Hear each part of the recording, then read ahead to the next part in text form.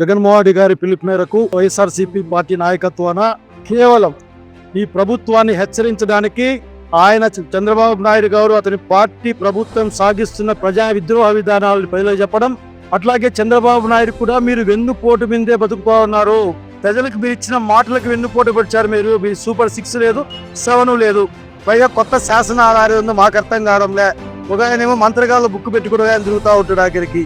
ఇవంతా కరెక్ట్ కాదు. ఇది ప్రజల పక్షాన్ని మీకు తెలియజేస్తా ఉన్నాం, హెచ్చరిస్తా ఉన్నాం.